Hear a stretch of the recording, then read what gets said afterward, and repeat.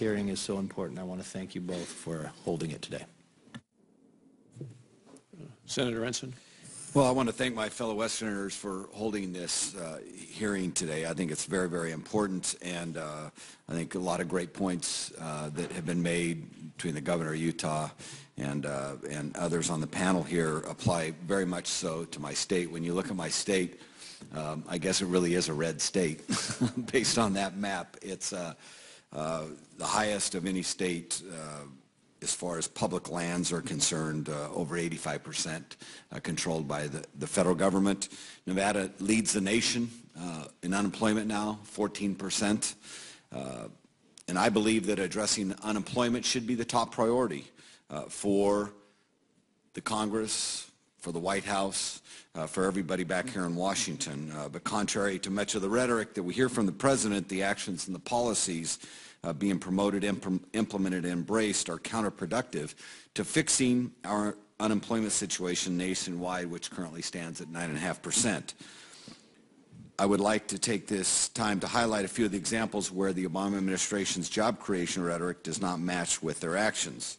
Some of you may not know, as I mentioned before, how much land in my state, over 85%, is controlled by the federal government. And much of this area has been vital to the defense and advancement of our nation over the years, and absolutely vital to the livelihoods of so many Nevadans. To be an entrepreneur on public lands in Nevada, whether on a large or a small scale, you need approval from some federal agency or another, and usually more than one, which is already a fairly burdensome process. You must continue with regulations pertaining to the National Environmental Policy Act, known as NEPA, the Clean Air Act, the Clean Water Act, Endangered Species Act, just to name a few. And each one of these is accompanied by a string of regulations, requirements, and as lengthy and complex as the tax code.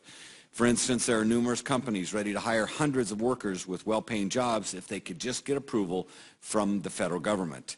I know that Newmont, Barrick, Core, Rochester have had extensive trouble navigating the bureaucracy and getting approval for expanding their mining operations in my state. One mining operation alone, the Rochester mine in Pershing County, would add at least 200 well-paying jobs to an economically depressed county. These companies, like many others, continue to find themselves in a cyclical backwash with federal agencies charged with reviewing every step that they make. And this became even more problematic when the Secretary of Interior mandated that all land use decisions must take into account climate impact. How broad and subjective could that be? Many renewable energy companies are looking to locate in Nevada. However, even as the projects are identified, due diligence is completed, companies have invested significant upfront costs, the energy still has to be transmitted from one site to the consumer. This almost always occurs on public lands in Nevada, and the cumbersome regulatory challenges once again appear.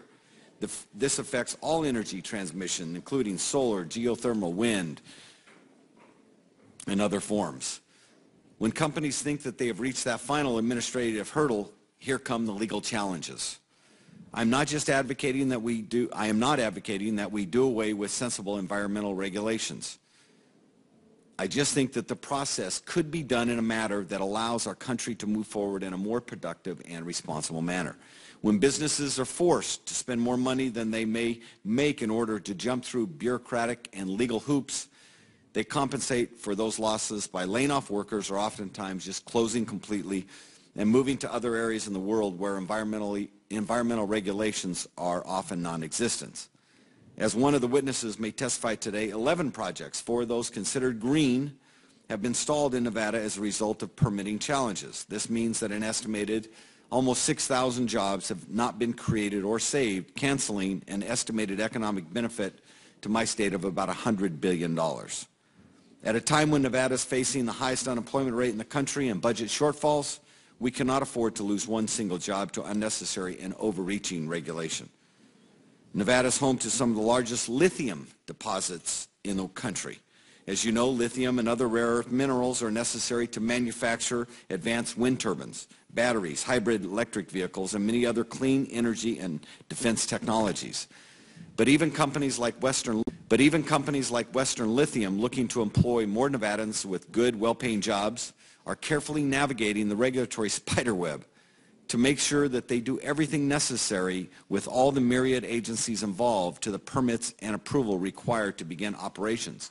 And in the meantime, China, who currently supplies 97% of the rare earth minerals used globally and in the U.S., has recently indicated that they plan to cut rare earth exports by 72% for the second half of 2010.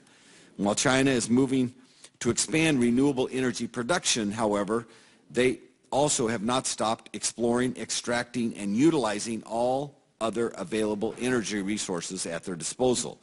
What will that mean for our green energy economy? Are we ready to further subject ourselves to the will of China? These misguided policy decisions and regulatory headaches not only impact Nevada's mining and energy industry, but Nevada's ranchers, sports enthusiasts, sportsmen, and all other Nevadans as well, as anyone who uses the vast public lands for recreation for their livelihood. The largest and most dangerous job-destroying regulatory action being advanced by the Obama administration, however, is allowing the EPA to regulate greenhouse gas emissions. These regulations that the EPA is looking to impose could force businesses to cut jobs, close down, severely restrict domestic energy production, increase our dependence on foreign suppliers of energy, and threaten our national security, making housing less affordable, and make every consumer good more expensive. This will not help create jobs. In fact, many of my Senate colleagues agree and voted to prevent it from occurring, and unfortunately that effort failed. This administration should be more honest with the public about their goals to lock up our nation's natural resources to make us a more globally dependent nation. It is clear to me that this administration will stop at nothing to further their goal of further disenfranchising the West. Even earlier this year, a draft Interior Department memo was leaked that calls for carving 2 national monuments out of parts of central and northern Nevada, the heart of the Great Basin, with ranges in Nye County, in Oahe Desert in Nevada and Oregon. It appears to me that this administration doesn't have the best interests of Westerners in mind, and I suspect many of my colleagues here have come to a similar conclusion. And one final example that I close with, talking about the war on the West, no one in Nevada can forget the President's impacts last year of his statements on the condemnation of Las Vegas, one of the nation's greatest convention and tourist destinations. As a result of his irresponsible comments last year, countless companies and federal agencies canceled their conventions at Las Vegas hotels, costing these hotels in our city millions of dollars and thousands of jobs. If that wasn't bad enough, he did it again almost a year later. That is just one comment impacting one city in the West. This administration's policies have had a much more far-reaching and negative impact beyond Las Vegas. In closing, I want to thank both of you for holding this hearing today, and it's really important. Job creation should be #1 back here, and instead what we're having is policies that are costing jobs in our western states. Thank you. Well, thank you very much for your timely comments, and we appreciate